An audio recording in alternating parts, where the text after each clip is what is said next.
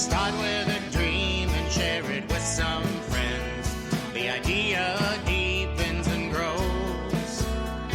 The dream takes shape, it has form and substance. A community soon arose. A listening room, a hearing room, a place to find a home to play. A listening room, the hearing room. Express yourself and have your say.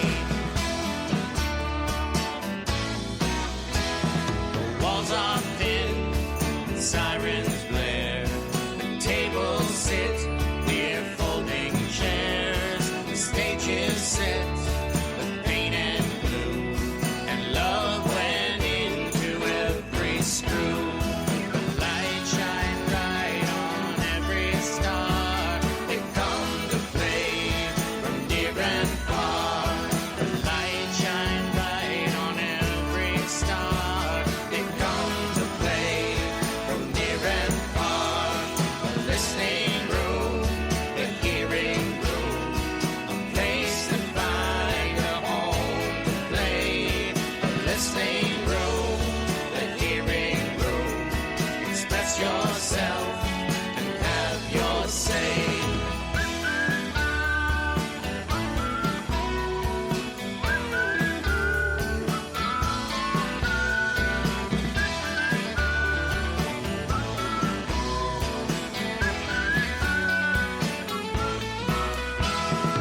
Hearing room, a listening room. You're welcome here, so have no fear. The hearing room, the hearing room. Come in, my friend, where art can bloom. And welcome to the Woodshed Podcast. I'm here today with Kimayo. And she is a great musician and is going to talk to us about her life and music. And before that, I'm going to talk a little about the Hearing Room, as usual. The Hearing Room is moving toward all kinds of exciting things. We have something going with live jamming, and the live jams are the Thursday jams that we were doing, but we're trying to do something new with them. So check out our website, hearingroom.net, and you can find out more about that. Also, we have my open mic on Sundays is going strong, 2 to 5 p.m., and Tuesdays, 7 p.m. has blown up. So please check all those things out. You can find out all the information you need about the Hearing Room at hearingroom.net. And we are also looking for volunteers if you want to get involved. That's always welcome for us. All right, so I also want to take a moment to talk about the Greenville Junction Shop. The Greenville Junction Shop is a secondhand shop. They do all kinds of stuff, but the stuff they have is so eclectic and interesting, you just have to check it out. It's at 50 Main Street in Greenville, New Hampshire. So you can put it on your phone and find your way there. And it's cool to just walk in, look around. There's all kinds of things with cars and furniture and not real cars, toy cars. And they also have all kinds of games and knickknacks, and it's hard to describe. Also, clocks are a feature there. Also, cats. So, you know, it's just all over the place, but it's all cool stuff, and it's hard not to walk out of there buying something. So please check it out. It's the Greenville Junction, and that's Greenville, Greenville, Junction. That's Junktion, not the spelling that you're used to. And Shoppy, Shoppe. You can check them out on Facebook. Look them up, Greenville Junction Shoppy. And they're at 50 Main Street, open now in Greenville, New Hampshire. Check the Facebook page for their hours. All right, so I'm here today with Kimayo. And how are you doing today? I'm doing great. I'm really happy to be here. I'm excited to talk with you and just dig into life and music. And I've got a lot of things coming up, so I'm excited to share those as well. Oh, great. And so where do you live? That's a great question. I grew up in Uxbridge, Massachusetts, and when I went to college at the University of New Hampshire, I moved up to New Hampshire for the past 10 years. But when I went full time with music, I moved out of my apartment in June 2019. So I don't say I live anywhere. I say I live everywhere. So during COVID, I've mostly been in Uxbridge at my mom's house or up in New Hampshire at the recording studio where I do all of my recording because they have an in-law apartment. So I'm split between Uxbridge, Massachusetts and Guilford, New Hampshire. So you want to tell us about the studio? Give them a Sure. shout out? Yeah. Absolutely. Where do you record? So I record at the Greenhouse Recording Studio, which is in Guilford, New Hampshire. Sam MacArthur is the engineer here, as well as a co-owner along with John MacArthur and Reva Tankel. The studio is wonderful. I work in conjunction with Brad Myrick, who's a producer out of Concord, New Hampshire. And Brad, John, and Reva are all working, they work together with NH Music Collective, doing a lot of artist development work. They just really created a beautiful space to help artists thrive, help them to level up in their music and as well as their marketing and their branding and to set them up for success in their careers. So I've done 3 different projects recorded here. I did my Phoenix album back in 2019. I did my first full production single in August of 2020, and I have my new single coming out in April, and I recorded that here as well. Okay. Sounds like a good place, and it sounds like it fits right in with what the Hearing Room does, because that's really what we're about, is helping artists. So I like that. Absolutely. Yeah. So tell me about you. Where did you get your start? Where did you grow up and become interested?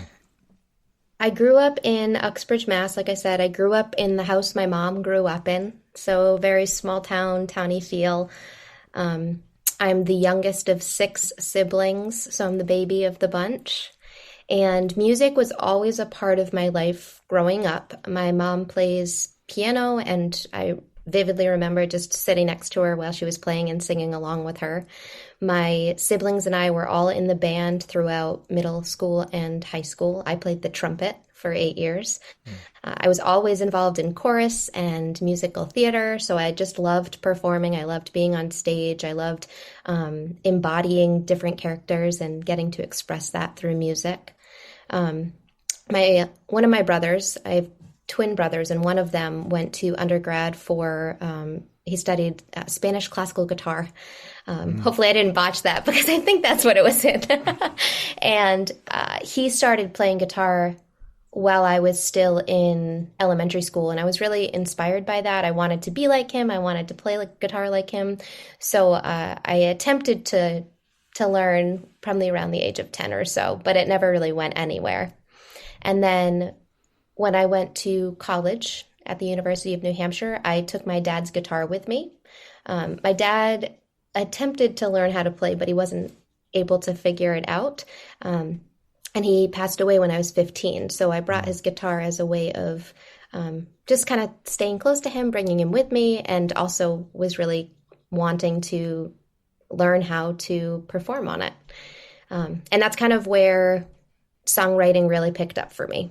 So I had been writing lyrics and songs in high school, all the way back to elementary school, but nothing with music attached to it. And when I got to college and I had this guitar with me, it was the first time I sat down and from start to finish wrote a song with melody, with lyric, with emotion in a way that was new and fresh and authentic. So that felt really, really good. And from there it progressed. Oh, that's great. You still use your dad's guitar?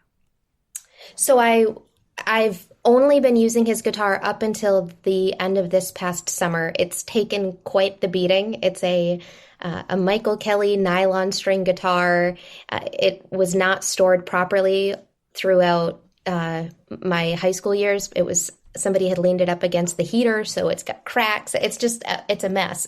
But there was a lot of sentimental value to it, and it also got me started.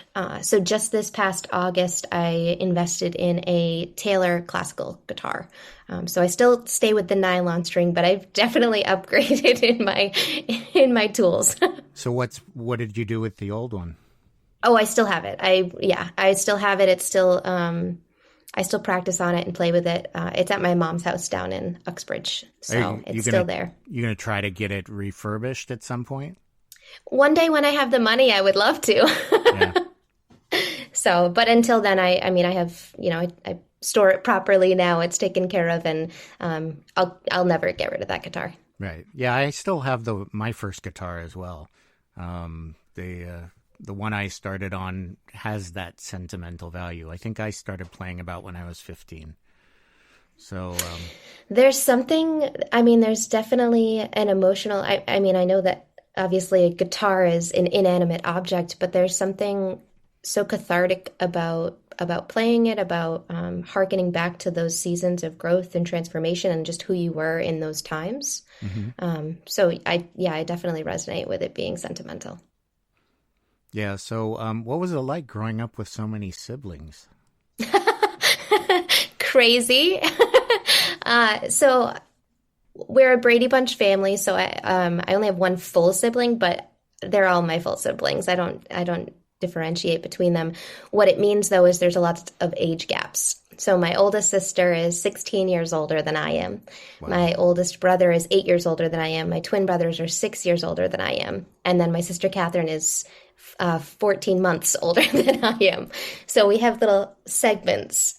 I was really annoying, I'm sure. I have no doubt about it. It was definitely wild, crazy. I loved it though. I want a big family for myself if I'm blessed with that. I loved having siblings, being able to have someone to play with all of the time, somebody to learn from and grow from, even though they, harass you and trick you and play games on you. That's par for the course with and vice big versa, family. I would imagine. Oh, yeah. Totally. Yeah. Absolutely. I vividly remember my sister and I shared a room up until going into high school roughly. And I would try to sneak out of my bed in the evening, like at night, the lights were out, and I'd get on the floor and I'd try to sneak over to her bed to scare her. And I'd get on the floor and she'd go, "Get back in bed. I know you're trying to scare me." And so I'd slyly sneak back into bed. "No, I wasn't. I wasn't doing anything." Yeah, of course not. Of course not. Yeah. So, but I loved it. I've got a good relationship with all of them. I'm really grateful for each of them. We are all vastly different, which makes it even that much more special. So having siblings so much older, I imagine there were built-in babysitters.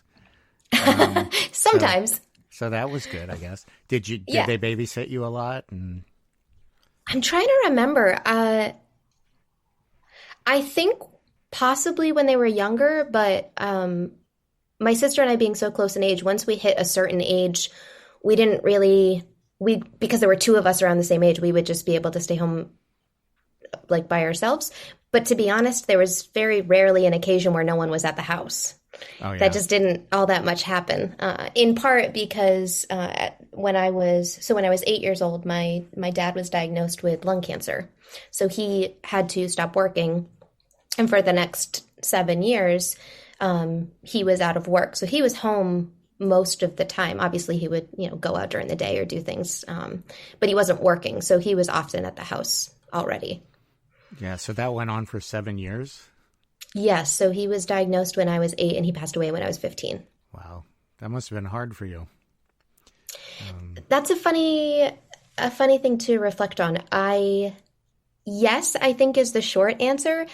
But it was also just my life. It wasn't, I didn't know anything else. It wasn't like I had grown up without that experience and then was redoing it with it. So for me, it was normal to say, "Oh, I can't hang out this week. My dad has chemo." That was just my life. It definitely came with its emotional challenges and and learning how to cope with those was not easy for me, but it was also just what I knew. And so challenging, yes. Hard on the family, absolutely. I would say the last 6 months that my dad was alive was obviously the hardest. But as far as those other 6.5 years, there were ups and downs, absolutely, and it was my life. Yeah. Well, it sounds like you had quite some interesting experiences. But how? So when you said you had a band with your family, right? No. We all played instruments in the school band. Oh, in the band. Okay. Yep. I thought you said my band, and so I was No.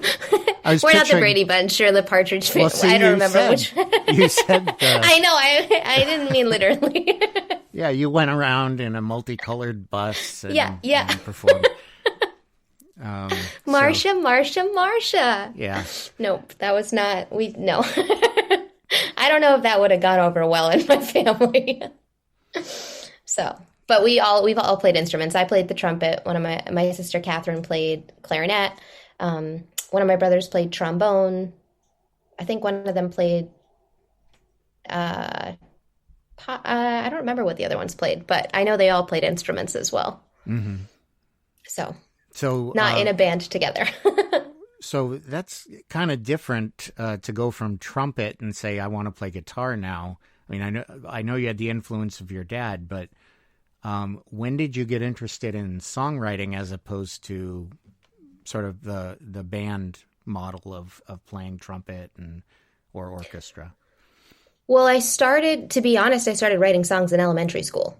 Mm-hmm. So I have old journals and notebooks of lyrics and melodies that I had written.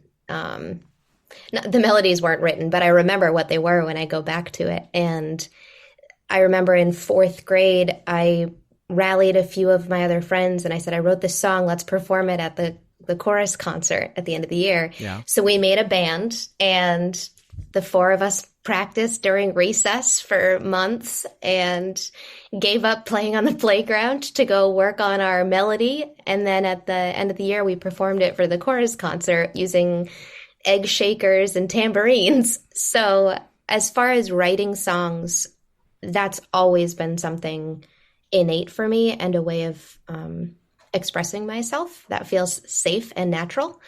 And then when I was in middle school and high school, I continued writing a lot of songs.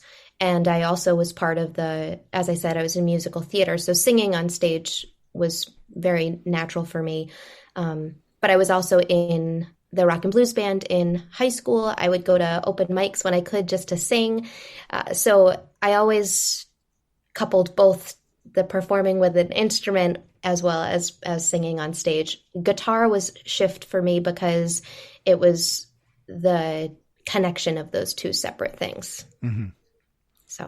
So when you when you got interested in music, you said you were in college. I mean, not in music, but in becoming a full-time musician. You said you started playing guitar, and then how did that happen? Well, I'm going to add an addendum to that statement.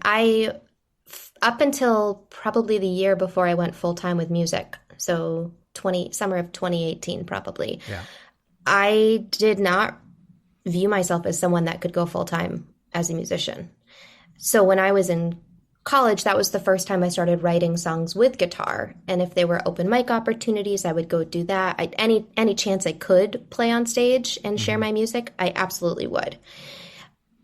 The shift from that to being a full-time musician was a very different conversation for me. And I had this belief, this old narrative, this story in my mind that I'm not good enough. I'm not what people want. I'm not the model performer. I don't have the vocal chops.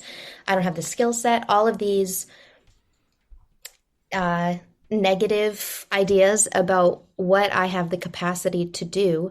And it wasn't until, like I said, 2018 that I had a shift and had almost a reckoning with myself. And it was because of a few other really influential people in my life at the time. And their encouragement to me to say, basically say, you could do it. If you wanted to, you could. And it was this wake-up call of, okay, I'm going to be turning 29. I have done social work. I have done nannying. I've been an admin. I've done all these. I sold Cutco, for crying out loud. I've done all these other jobs. And music is that thing that if I don't ever go for it, I will regret it for the rest of my life. I will wake up 10 years from now, 20 years from now and say, why didn't I do it?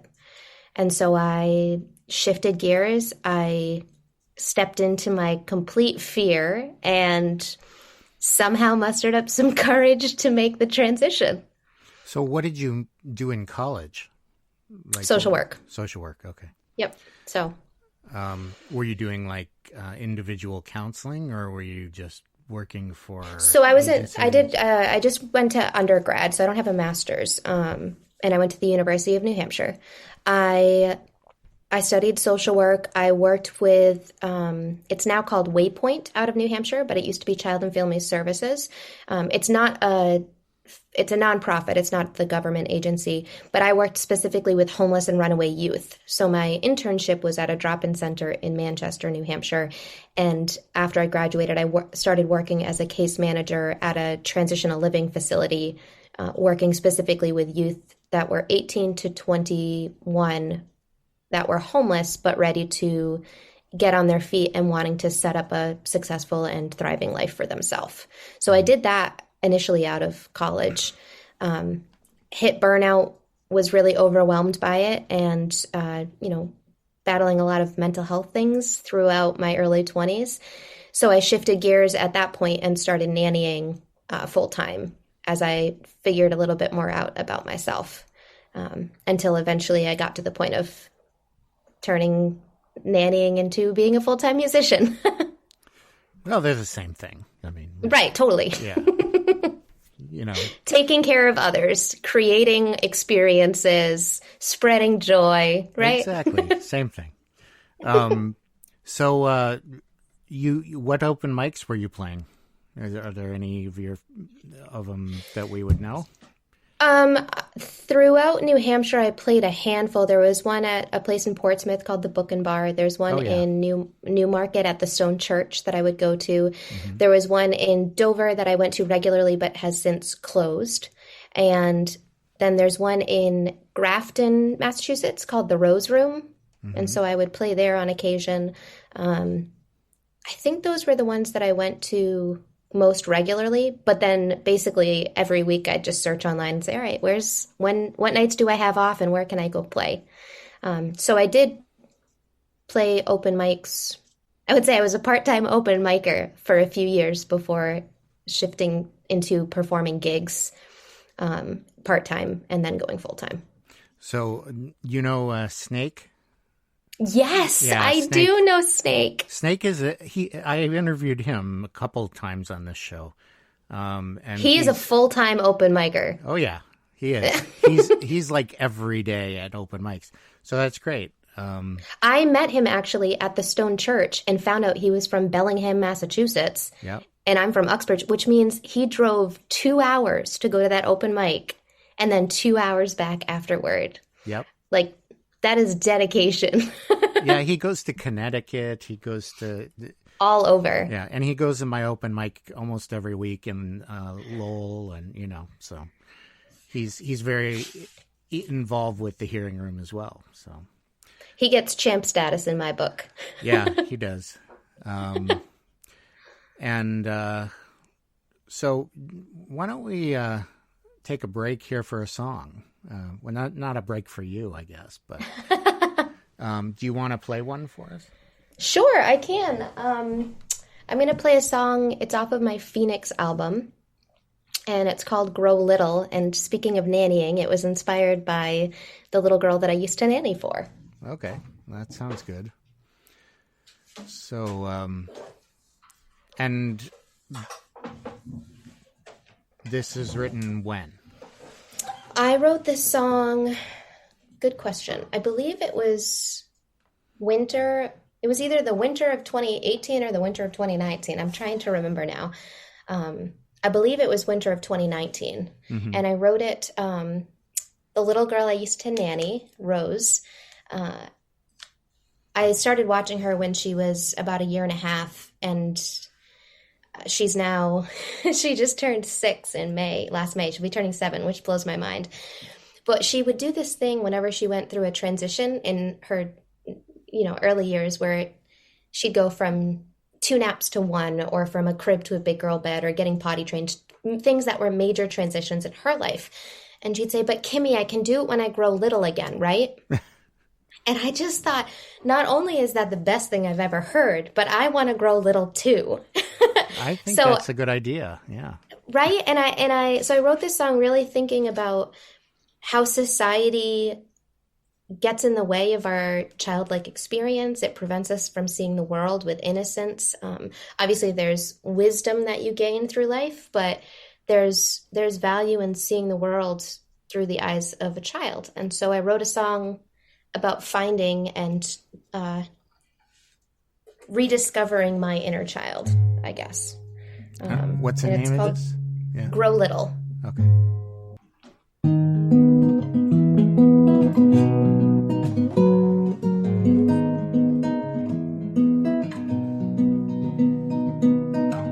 The ground is frozen through. I've been looking for you, like a moment trapped inside a time. I think you're lost inside my mind. A journey still to come, so much left undone. Over the river, off into the field, I am looking for you still. When I was young, I used to battle in the woods, killing monsters and fighting for the good. But I grew older, and somehow now I find the monsters live inside my mind. Woo-hoo, woo-hoo. These trees seem smaller here. Their magic disappeared. Whatever happened to the castle in the clouds? Can I go back somehow? When I was young, I used to battle in the woods, killing monsters and fighting for the good. But I grew older, and somehow now I find the monsters live inside my mind. They used to tell us wisdom only comes with age, but that we're called to keep a childlike faith. So I look forward to the wisdom still ahead when I grow little again. When I am young and I can battle in the woods, killing monsters and fighting for the good. When I grow little, no monsters left to find, only me inside my mind. Woo-hoo, woo-hoo,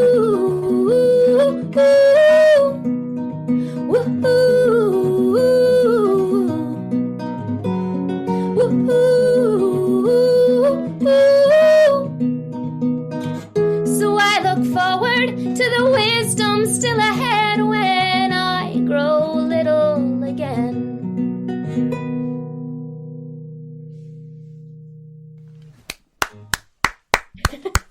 Very nice.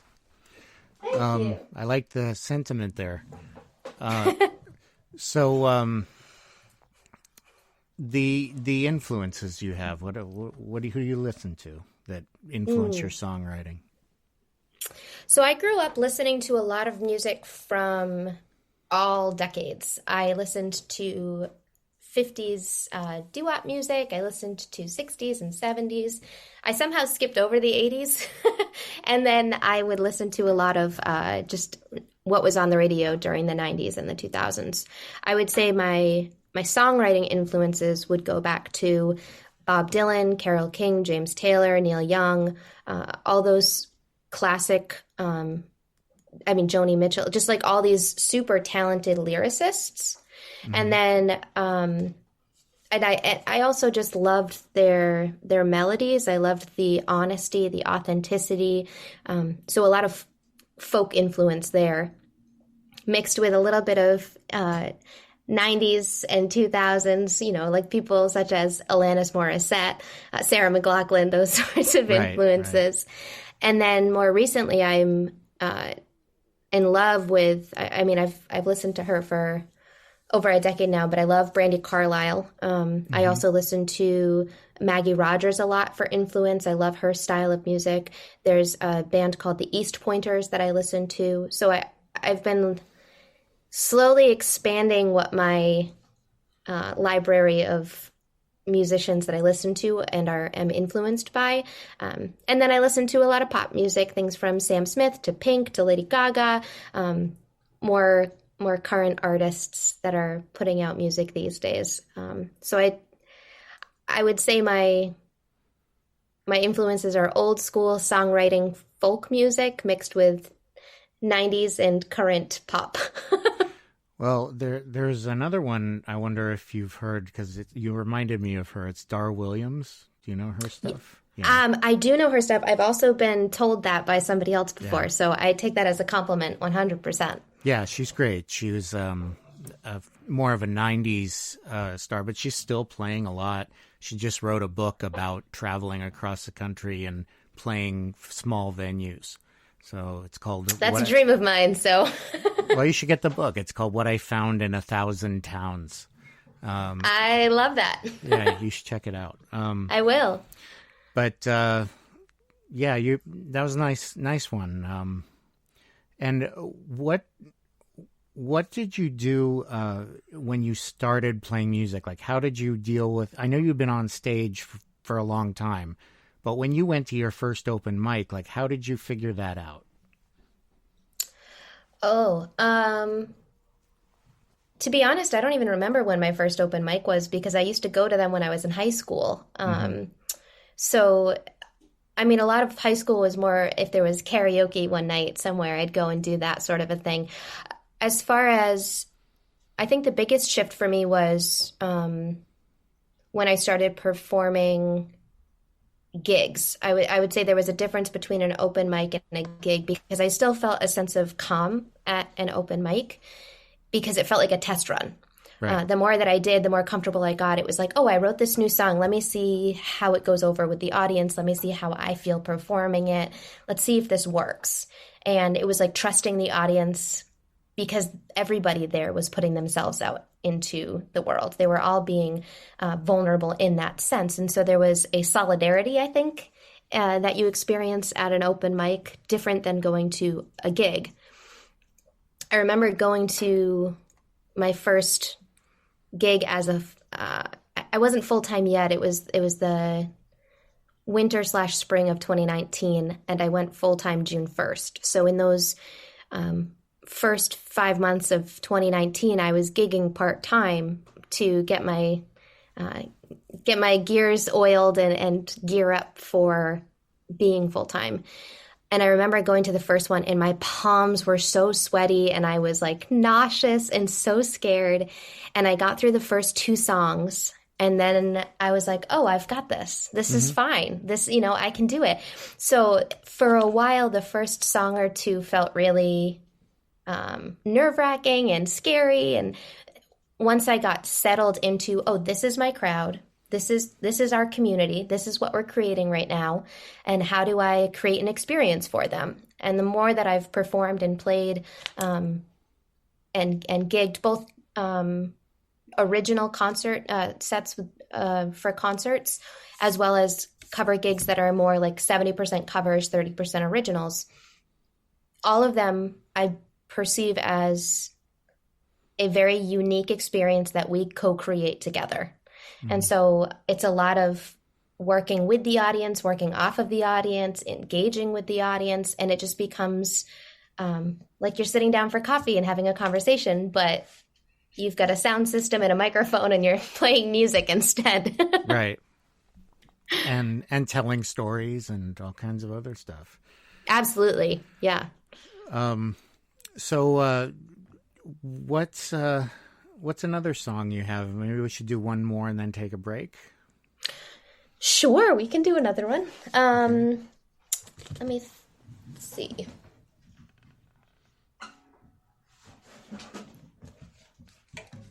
So I'll do, this song is called Ready to Be. And I wrote this not too long before I went full-time with music. This is probably the last song I wrote right before recording my Phoenix album, and it made it onto the album.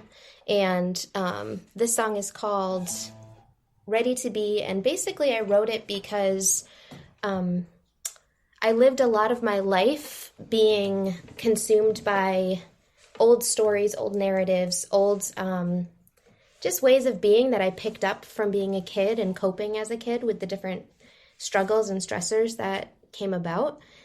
And so a lot of my decisions would be rooted in like lies or false things I would believe about my abilities or my worth or my value.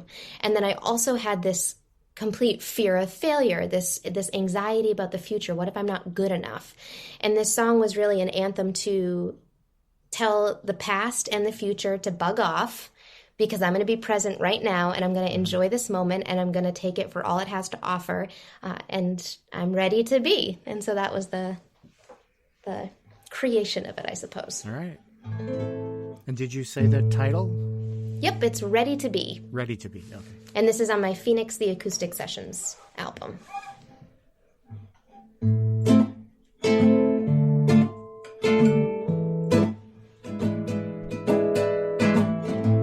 It's time for the past to pack his bags. He's been bunking here too long. I'll hold on to the memories, but honey, you and I are done.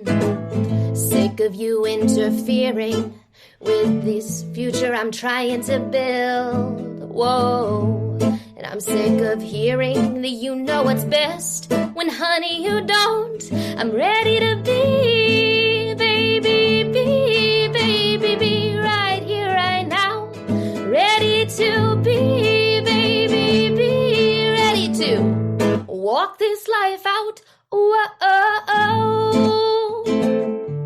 whoa. It's time for the future to stop meddling where it doesn't belong. I promise I'll get there, but you gotta stop rushing me along, 'cause I'm tired of what ifs and maybes and worries. Oh, did I get it right? And I'm tired of doubting and questions and only seeing black or white. I'm ready to be, baby, be right here, right now. Ready to be, baby, be ready to walk this life out. Whoa,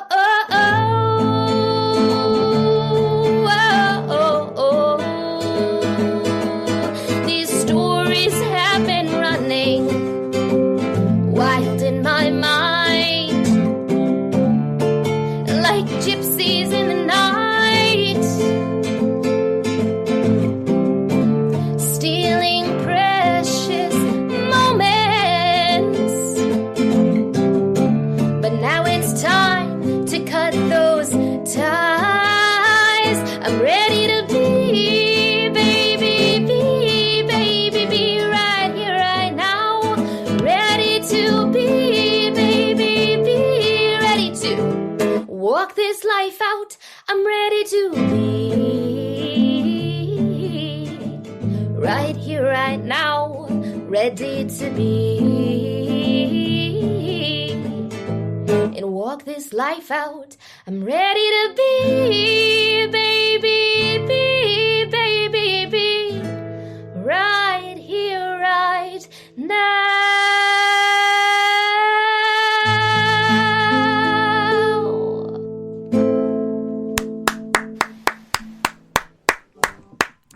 was a nice bluesy one. I like that. I like to say it's the sassiest song I've ever written. Yeah, it's a good one. So we're going to take a short break here, and I'm going to talk again about the hearing room, and then we'll keep going with Kimayo. Is it Kimayo, there you go. Kimayo. There you go. Kimayo. All right, so Kimayo will be back with us, but first I want to mention the hearing room is a nonprofit organization. We are a music venue. We have been in Lowell, Massachusetts for the last 4 or 5 years, I think 5 years. And we shut down for COVID, but we will be reopening as soon as it is safe to do so. And we have lots of opportunities to play music, to read your poetry, to do all kinds of cool things. So you should definitely check out hearingroom.net, where you can find out all the updated information on what's going on with the hearing room and find out what you can be doing as well. And if you just want to watch a show, we have all kinds of interesting things going on in that area too. Not just music, but we have things like movie night, which is pretty cool. And we even do that during COVID because we have online public domain movies we can actually watch with you. And that's a fun evening as well. So lots of stuff like that to check out at hearingroom.net. And also the Greenville Junction Shop. That's Greenville, Greenville, Junction, that's as in junk, Tion, Shoppe. The Greenville Junction Shop, secondhand shop in Greenville, New Hampshire. And in the middle of Greenville, New Hampshire, 50 Main Street is the address. So you should check them out. They have all kinds of cool things to look around at and buy, and it's not expensive stuff. Kids are welcome, and there's cool kids stuff there too. So you should go out on a family outing. It's a really neat place to go and spend some time. So we're back here with Kimayo. And I wanted to ask you, when you write songs, do you write them traditionally more autobiographical, like you did with, you said your first album was Phoenix, and it was more about you? How did that, how did you get into that, and how do you write songs that way? Sure. So when I got into...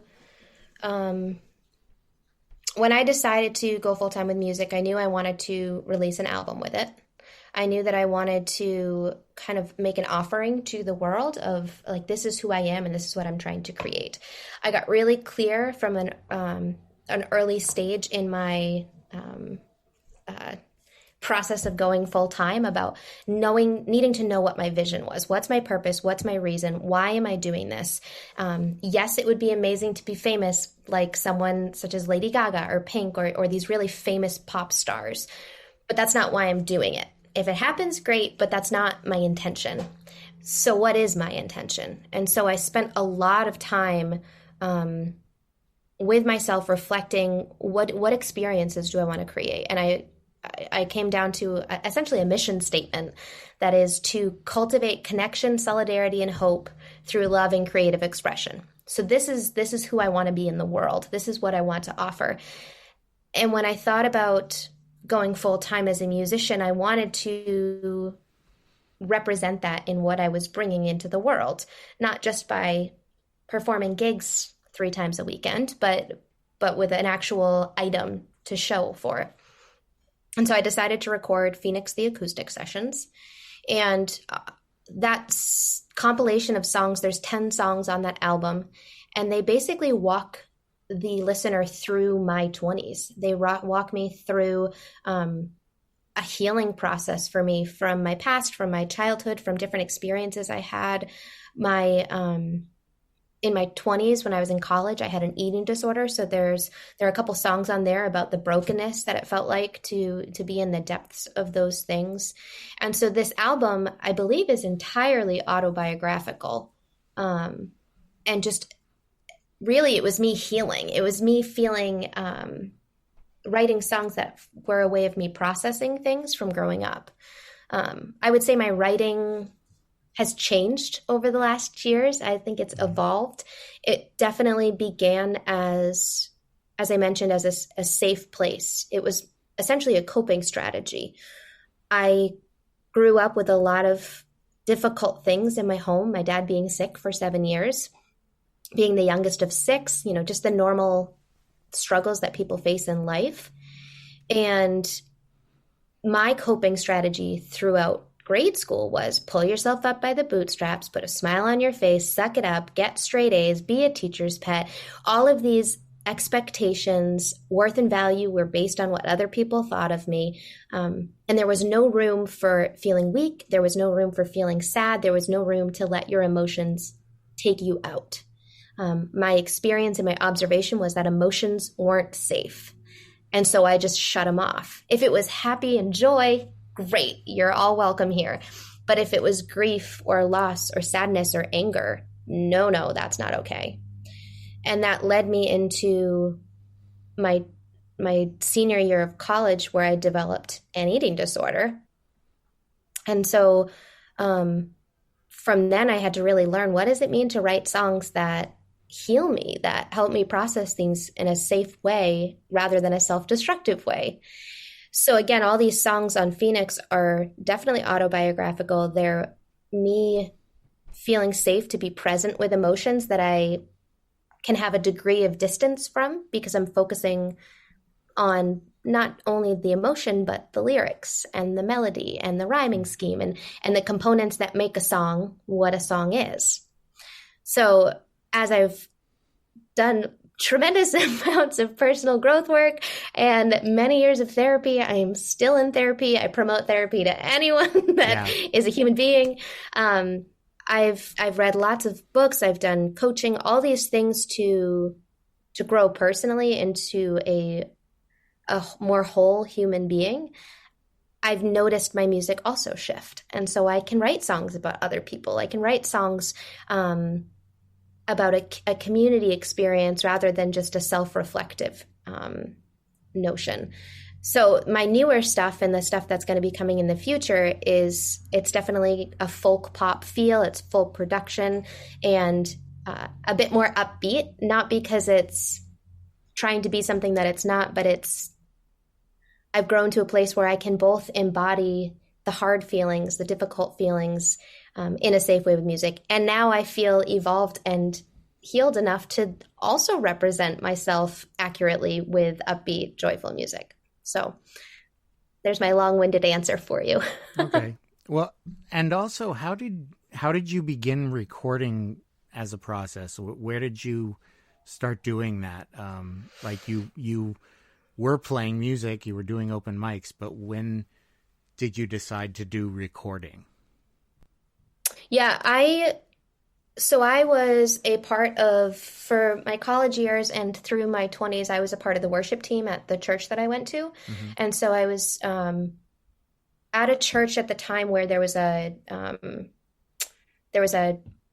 producer / engineer that had a studio. And so when I was, I think, it must have been 2000, it must have been like 2013, mm-hmm. around then. The gentleman from my church said, "Hey, why don't you come to the studio, record a song?" So we spent all day just like messing around, recording tracks for this one song. It is not produced whatsoever. It's a line of all the tracks we recorded all at once. It's not finished by any means, but that was the first time I'd ever been in a studio. And then in 2017, a friend of mine had a home studio in his closet. He called it Closey Holiday because it was literally in his closet. And we recorded a handful of songs that I had written in my early 20s. And he did a little bit of production work. He mixed them for me. And so I released 3 of those on Bandcamp. And that's my Caged Bird EP. So that was the first time I shared recorded music with the world. And And then I shifted to recording at the greenhouse and doing my full acoustic album there, which is not produced, but I didn't work with a producer for that one. It's just a straight acoustic album, my guitar and my vocals for that one. Then in August of 2020, this past August, I spent the summer working with producer Brad Myrick out of Concord, New Hampshire, and we did a full production of a song called Wildflower. And that was my first experience doing pre-production, pre-mixing, working with other instrumentation on a song, and working with a producer as well. So my experience has definitely like evolved. And then the current song that I have coming out April 1st is called Around the Sun, and that is another song I worked with Brad on. We spent months of pre-production and pre-mixing on that to just get it really polished, really ready by the time we got into the studio. And I mean, I'm not seasoned at all, but I felt it by the time I got in the studio after having had some experiences. And the more you do it, the more comfortable you get, I think. So, yeah. Yeah. Well, so why don't we try, why don't you sing one of the songs from the Phoenix album, one of the more personal ones you did? Sure. Okay. So I wrote this song. It's called Want to Change. And I wrote this song while I was in the throes of my eating disorder. And I was in a place where I knew I should want to get better. I knew I should care about recovery and the flourishing life I could live after. But I didn't. I didn't want that. I felt comfortable with my eating disorder. It was familiar. It was safe. It was my coping strategy. And the notion of getting rid of it was terrifying to me. So I wrote a song that was really about desiring to have the desire to get better. And so it's titled Want to Change. And it's about just that, wanting to change. Makes sense. I imagine for anyone that struggles with some sort of addiction or, I mean, I would consider an eating disorder a version of an addiction. It's not alcohol, it's not drugs, but it's the same idea. That there's a reckoning that you have to do with yourself where you make a shift. Like, what is that rock bottom moment when you're going to actually change what you're doing for the sake of the life that you want to live? And until you get to that point where what your life currently is is worse than the life you want for yourself, there's not going to be a change. Right. So this is want to change.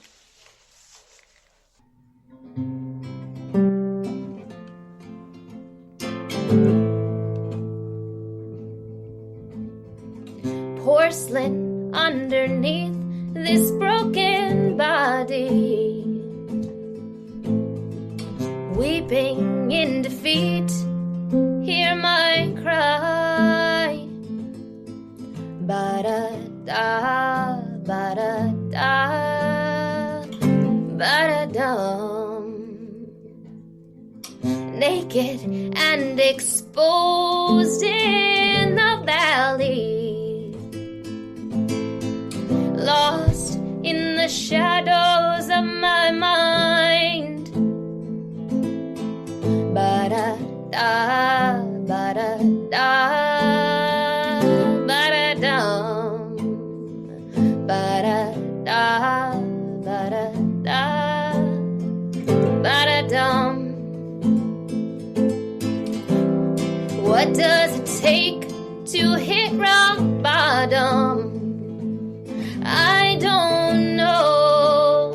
No, I don't know. Melt this heart of stone to see the problem. Save my soul. Won't you save my soul? Ba-da-da, ba-da-da, ba-da-dum. Guilty and ashamed, fragile. When will I finally say enough is enough? Oh, enough is enough. Enough is enough. I am enough. What does it take to hit rock bottom? I don't know. No, I don't know. Melt this heart of stone to see the problem and save my soul. Somebody save my soul. Save my soul. Won't you save my soul?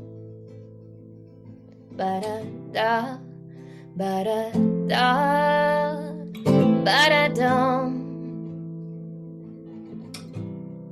Oh, how I want to change. Oh, how I want to change. Oh, how I want to change. Enough is enough. Enough is enough. Yeah, enough is enough. I am enough. I am enough. I am enough. Ba-da-da, ba-da-da, ba-da-dum.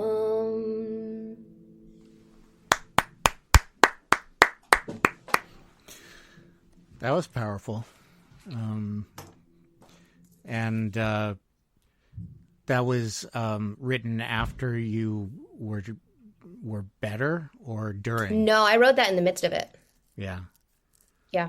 I wrote that, actually, I started writing that song while I was in the shower. Hence the first line is porcelain underneath this broken body. And I was literally sitting on the floor of a tub taking a shower and just like crying. Like, this sucks. Yeah. So, but. Well, very powerful. I like that. Thank you. And it's fun, not fun, that's the wrong word. No. It's interesting to play it now after having been through recovery and being in a place where it doesn't control my life, where I did decide to change, where I did decide to choose recovery, to choose myself, to choose the life that I am supposed to live and with purpose and with value, and to go after it wholeheartedly. So it's a snapshot of that season, but I wouldn't be who I am today if that didn't happen. So right. It's really, it's almost empowering to play it knowing who I am right now and knowing, oh, I overcame that. And if I can do it, so can other people. Yeah, well, that's a good message to send. Good thing to put out there in the world, as you said. So let me hear another one. Okay. Yeah, I have a couple more for you. We can do one and then we can do another one after. But this next one, this one's Phoenix. This is the lead track of my album that came out in 2019. This song is, it's really about transformation. If you know anything about Greek mythology, the phoenix is a bird that burns to death and then comes back to life out of its own ashes. And I wrote this song as I was going through transformation throughout my 20s. I was just coming to this place of I am not who I was before, which was a beautiful thing, terrifying, painful, just as burning to death would be. But it was valuable, and just like I said, with who I am today being shaped by my past, the process of transformation and personal growth isn't painless. because you're growing, you're physically growing, emotionally, mentally, and maybe physically, I don't know, depends on the person. And so this song was really an embodiment of that transformation process.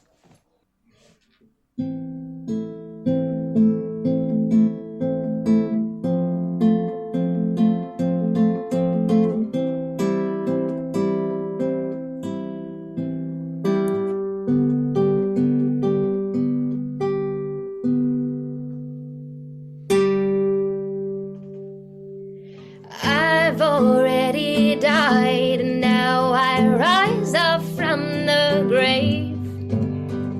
Ashes in my eyes, and they remind me from whence I came. Try to knock me down, but I won't take it. Try to take me out, but you won't win. I've already fallen 7 times before, and I know how to get back up again. 'Cause I'm a phoenix, refined by the fires. I was blind, trapped by my lies. Now I rise out of the depths every time.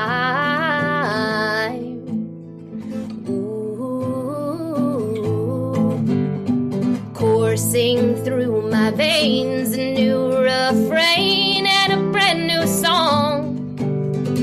Bled out all the fear, the way is clear and I'm moving on. Darkness likes to linger in the doorway, waiting for a chance to come inside. But shadows can't exist in the presence of light, and the sun is burning in my mind. 'Cause I'm a phoenix, refined by the fire. I was blind, trapped by my lies. Now I rise out of the depths every time.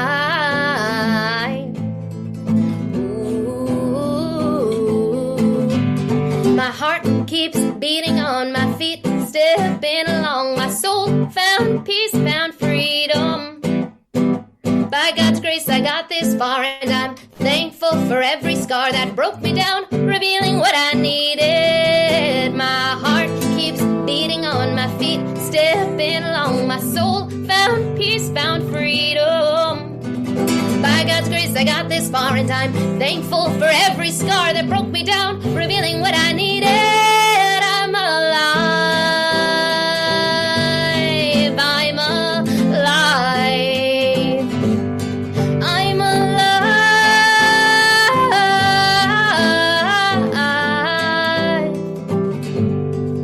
'Cause I'm a phoenix, refined by the fire. I was blind, trapped by my lies. Now I rise out of the depths every time.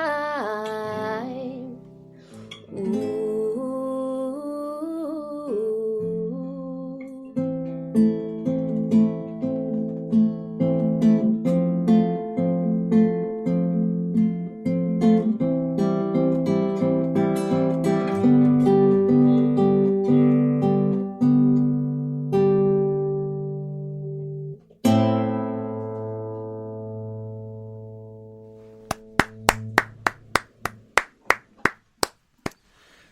Great. That was great. Thanks. And so were you influenced by any other kind of things in your songs? Like you said Greek mythology influences that one, but has that happened with other songs where you've been influenced by authors or movies, music, other music, things like that? I like that question. A lot of my newer music, I think, does, because I've done, as I said before, I've shifted from less autobiographical to communal and taking other things into account, or writing songs about other people. And I love reading. I love reading personal growth books. I love reading authors such as Glennon Doyle or Brene Brown or Anne Lamott or Rob Bell, like all these people that do a lot of reflection on what does it mean to be in this world, and the world is bigger than ourselves, and how do we love the world and grow and evolve. I would say they've had influence on maybe the thematics of my newer stuff. And then I would also say I'm very inspired. I love metaphors. I love analogies. And so, for instance, my song Wildflower, which I'll be happy to play for you as the final song for the day, that one is inspired by a walk I went on with seeing a dandelion growing up in the pavement. And so I love taking world observation and experience, which is probably common for most singer-songwriters, and using those as metaphors and analogies. So I would say there's probably hints of lots of different things throughout my songs, but I may not even consciously think about it while I'm writing them. It's just in hindsight, oh yeah, that's a thing that happened. Oh, yeah. So you have 2 songs that you're working on putting out now. You said Wildflower's already out, and you're working on another, or?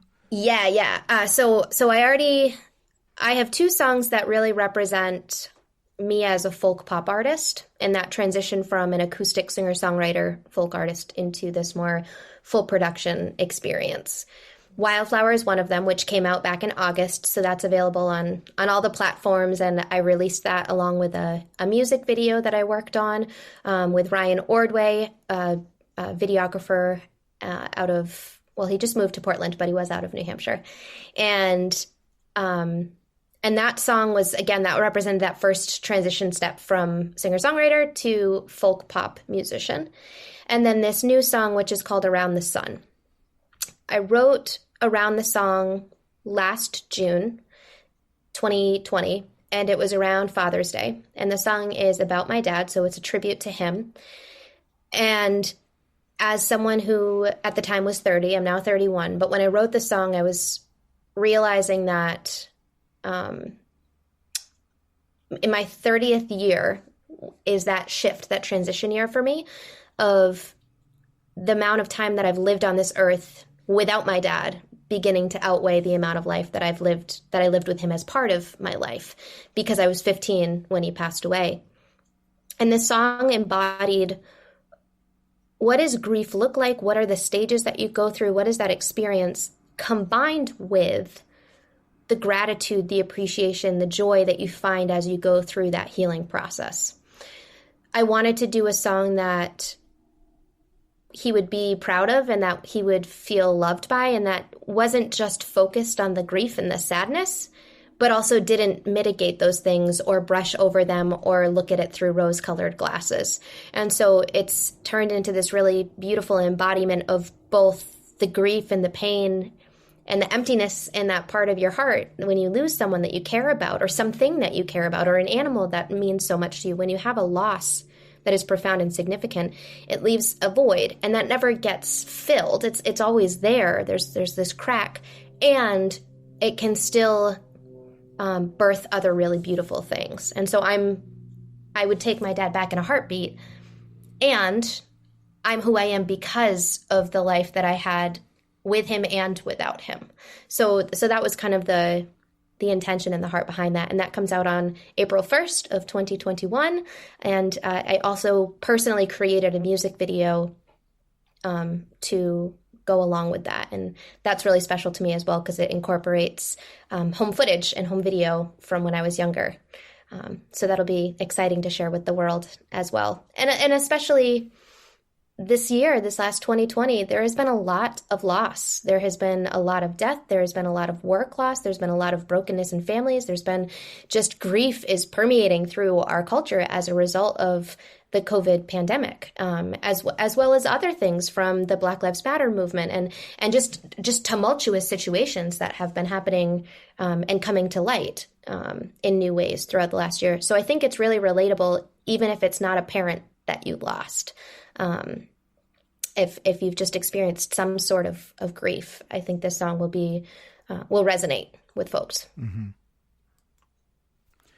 So, a lot of musicians have had trouble during the pandemic. You had mentioned COVID a little bit, and it's been a concern that we can't play live anymore. So, what have you found about not being able to play live? How does that feel different, and what do you do instead? The plight of a musician not being able to perform. COVID has, for everyone, but it's been a roller coaster. March 12th, I believe it's March 12th, I had a gig. And 2 days later, all of my gigs for the next 6 months, which were booked, got wiped off the calendar. I had to move back in with my mom and into my childhood bedroom, and I didn't have any foreseeable opportunity to play. So initially, I coped by starting a kids show on YouTube that I did for about 12 episodes, called The Magical Mystery Box. I would do things on Instagram like daily dance breaks, where I'd just go on Instagram Live and do a single song dance break. And I had a couple people guest star on that. And that kind of kept me going and sort of sane for the first 12 weeks of things. And then I started to realize, like, okay, I need to figure something out, because this is lasting much longer than we even know, especially at that time. We had no idea. And I knew the warmer weather was coming. It was a little bit safer to do things outdoors. And so I really wanted to gear up. How am I going to use this time wisely as a musician? Because I think the biggest obstacle that we face is ourself most of the time. And so I was getting in the way of my ability to navigate and to thrive in the midst of a pandemic. Because if I can thrive in a pandemic, then I can thrive anytime, you know? Yeah, that goes for everybody, I think. Absolutely. Absolutely. So I decided I wanted to do a new song. I wanted to release a single. I got in touch with with Brad Myrick, who I had not produced with yet, but he was booking gigs for me through NH Music Collective. Talked with him. I got back in touch with the Greenhouse Recording Studio with John and Riva about doing some recording with them. And they have, at the studio, there's an in-law apartment. And so they also offered for me to come up and stay with them to offset the amount of time that I'm spending at my mom's house, because I'm an adult staying with my mom. And as an adult staying with your mom, like, you're a very different person than when you were a child. So I now split my time about 50-50. Half the time is down at my mom's and half the time is here. Through this summer, I was able to book, starting at the end of July, I was able to book 9 gigs total from July through into October, outdoors, socially distanced. I was able to do tons of pre-production on Wildflower, do pre-mixing, get in the studio, record the song, and release it August 18th. We released that, like I said, with a music video. So that came out, we did a live stream premiere. So instead of doing I did a couple release concerts, but instead of doing a release tour, I did a premiere of the music video. And so it was this great live stream event on YouTube and Facebook. People could comment in. They got first access to watching the music video and doing it together. So that was a really beautiful experience. Then we shift back into the fall. And I think the toll of COVID started hitting me. I crashed emotionally and mentally, and I just hit burnout between just all of the emotional overwhelm of the spring and then just going hardcore all summer for Wildflower. I just kind of tapped out for a couple months. And since then, I've been getting my footing again. I did 3 live streams in December, all of which had connections to nonprofits. So 2 of them were just by myself, and proceeds went to Waypoint, the nonprofit I used to work for the homeless youth, and Bridges House of Hope, which is a nonprofit focused on ending trafficking, and that's out of New Hampshire. And then I did this really wonderful live stream event benefit concert that I put together with numerous other musicians, some out of Tennessee and then some from New Hampshire. And we performed and raised money for the Samaritans, which is an organization focused on ending, educating, and providing supports for folks dealing with suicide. Which I think, especially after this year, mental health is a struggle for a lot of people, and it's heightened through this experience. So it was really important to do something to provide support for them. For me, at least, it felt important.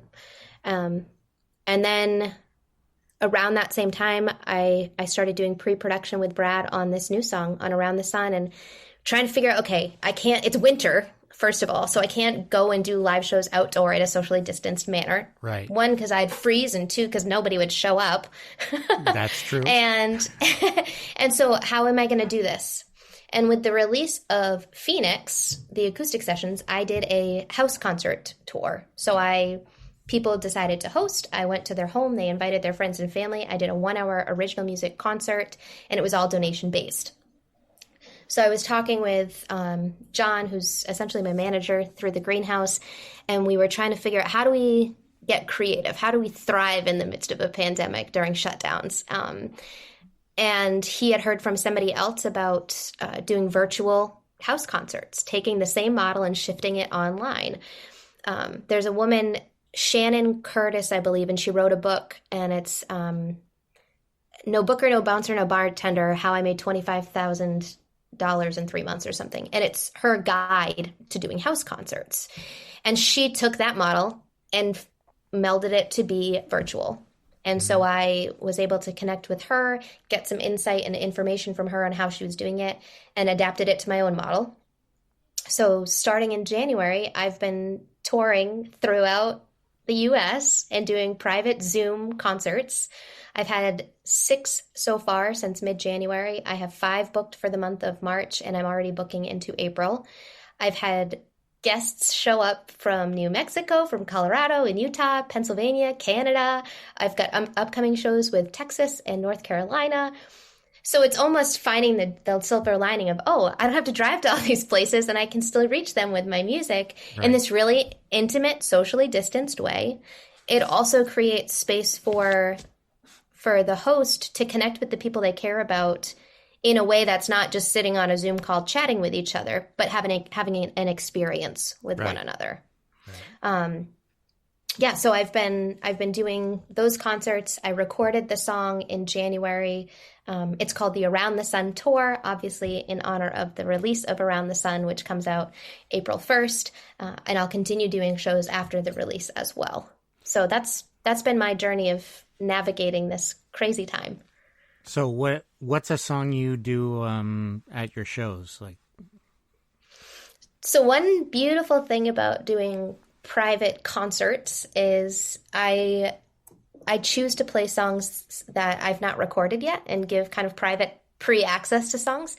There's when I was configuring the format and the songs and the set list for this tour, I wanted to start the concert with a song that creates just a little bit of lighthearted connection and breaks the ice and brings us together in a way that's like, hey, we're all human, we're all struggling, we're all broken, and we're all figuring it out, and like, we'll get through it. Right. And so I wrote this next song, gosh, I can't even remember. It's probably like 3 or 4 years ago, and it's called Take Heart. And it's basically me setting the tone for the rest of the concert to say, hey, I'm going to get real and authentic with you, but just so you know, like, I'm just as messed up as the rest of us. Like, let's just be candid about that. So that's where this song came from, and that's how I set the stage for how to create connection and solidarity and hope with this private Zoom audience for each of my concerts. Okay.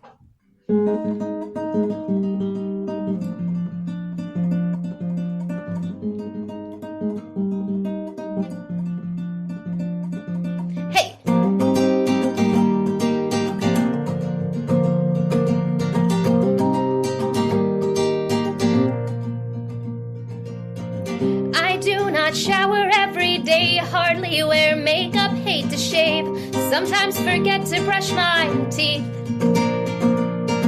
Get anxious picking out my clothes, are they too tight? Am I too bold? Often too scared of being seen.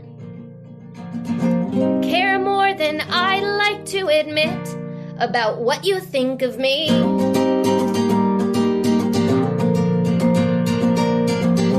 Most of my life wearing masks, saying I'm fine when they would ask, doing my best to just survive. But I've grown tired of charades, no more pretending I'm okay. Break down the walls, come on inside. My story's all I have to give. I'm just a human trying to find some peace of mind. In this broken world I'm blind, looking for the light in the dark. I'm just a human sharing my heart, showing my scars, hoping you know you're not alone. So take heart, take heart. We all fight battles every day. Sometimes we win, others remain. I know they differ in the cause, but pain still hurts and loss is lost. I've been around the bend more than once or twice. We've all got secrets, all tell lies. We've all done wrong, we all know shame. I'm no better than the rest. Last time I checked, we bleed the same. I'm just a human trying to find some peace of mind. In this broken world I'm blind, looking for the light in the dark. I'm just a human sharing my heart, showing my scars, hoping you know you're not alone. I'm just a human trying to find some peace of mind. In this broken world I'm blind, looking for the light in the dark. I'm just a human sharing my heart, showing my scars, hoping you know you're not alone. So take heart, take heart,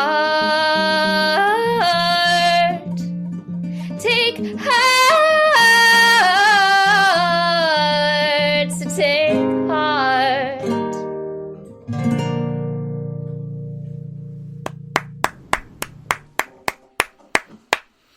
All right. That's a good pandemic song. That's great. I know, it's funny because I obviously wrote it way before that, but it's felt very applicable, which is 100% why I chose it as the start of my concerts for my tour. Well, you know, it's weird that it's almost like a genre of music now, pandemic songs. Like, I love that. And you're right. Even, I mean, I even think about pop artists. I've mentioned Pink a couple times, but she just came out with a song and it's called Cover Me in Sunshine. And it's just about like finding the light in the midst of the darkness. And I think you're right. I think there's a genre, a pandemic genre that has evolved and come into existence as a result of people writing and creating in the thick of universal struggle. Yeah. And I think Neil Diamond did a parody of Sweet Caroline that's COVID lyrics, and you know, all these different artists are sort of picking up on it, and it's interesting. But that's I'll have to look that one up. Yeah. And so we're pretty close to out of time. So I thought maybe you could offer one more song, and I think you said you wanted to do Wildflower to close. Sure, I would love to do that song. I think in part because it's representative of where my music's going.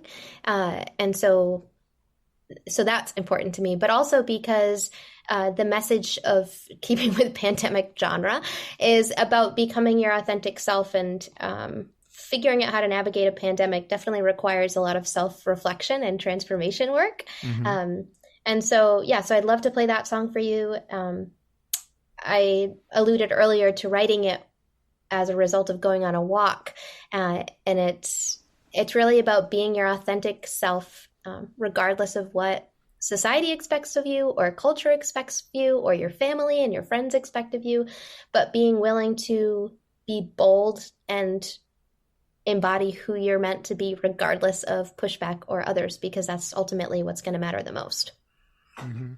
Cut your grass and grow your garden.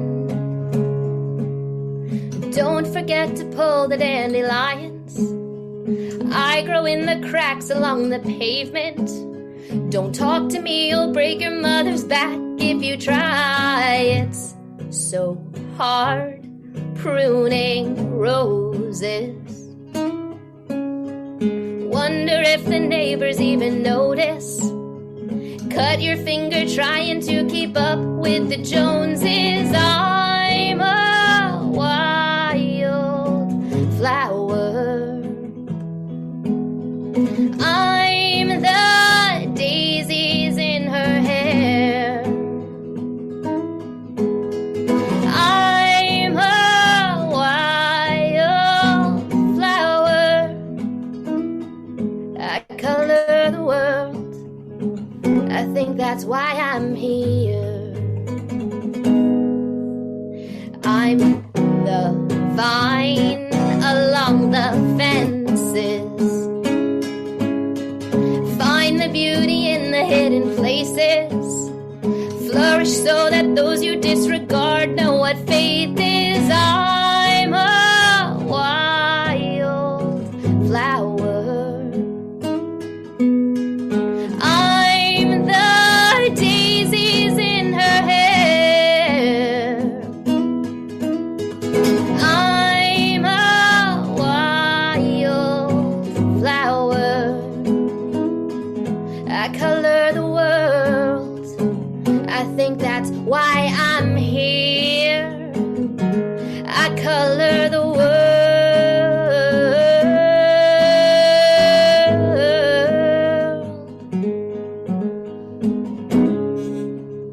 Bring on the rain. Bring on the rain.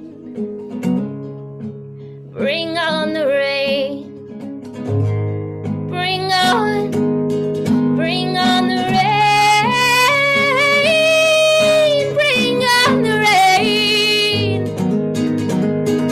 Blossom through the storm, scattered by the wind. Thunder rolling in, being as I am.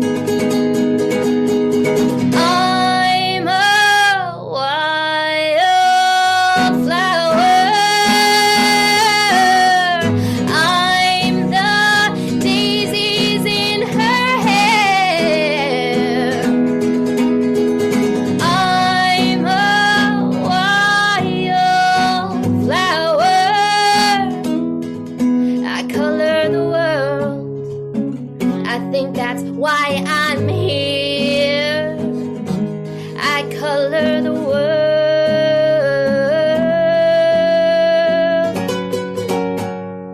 And I'm not going anywhere.